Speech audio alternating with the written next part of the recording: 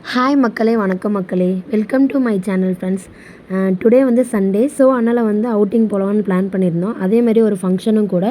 So அதனால் ஒரு baby shower ஃபங்க்ஷனுக்கு தான் கிளம்பலான்னு சொல்லிட்டு நல்லா காரெல்லாம் பளபளன்னு தொடச்சி க்ளீன் பண்ணி வச்சுருக்காங்க.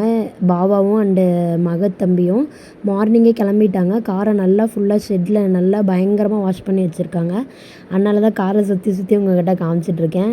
நல்லாவே வாஷ் பண்ணியிருக்காங்க ஃப்ரெண்ட்ஸ். அதாவது வந்து பார்த்திங்கன்னு வச்சுக்கோங்களேன், அடுத்தவங்கக்கிட்ட கார் வாஷ் பண்ண காசு கொடுத்தா கூட இந்த மாதிரி க்ளீன் பண்ண மாட்டாங்க. அந்த மாதிரி க்ளீன் பண்ணி வாஷ் பண்ணி நல்லா ஃப்ரெஷ்ஷாக வச்சுருக்காங்க. அதே மாதிரி வந்து நானும் அதுக்கப்புறமேட்டு பாபா, பாப்பா 3 பேருமே வந்து கிளம்பிட்டோம். ஷெட்லேருந்து கார் எடுத்துகிட்டு அங்கேருந்து தான் கிளம்ப போகிறோம். ஸோ அதனால் வந்து பார்த்திங்கன்னா நல்லா ஜம்முன்னு மேக்கப் பண்ணிவிட்டு கிளம்பியாச்சு. மார்னிங் பிரேக்ஃபாஸ்ட் வீட்லேயே முடித்தோம். சரி, ஆஃப்டர்நூன் லஞ்சுக்கு தான் வந்து கூப்பிட்ருந்தாங்க பேபி ஷவருக்கு. ஸோ அதுக்கு பிளான் பண்ணி அதுக்கேற்ற மாதிரி தான் ஃப்ரெண்ட்ஸ் போயிருந்தோம். நீங்களும் இதேமாரி சண்டே எங்கே வெளியே போயிருக்கீங்கன்னு சொல்லி எனக்கு கமெண்டில் சொல்லிடுங்க. அதேமாதிரி வந்து நாங்கள் எல்லாருமே கிளம்பிட்டோம் 3 பேருமே. தம்பி வந்து முன்னாடியே ஃபங்க்ஷனுக்கு கிளம்பி போயிட்டான். அதேமாதிரி வந்து பார்த்திங்கன்னா பேபி ஷவருக்கு தான் நாங்கள் கிளம்பிட்டு இருந்தோம்.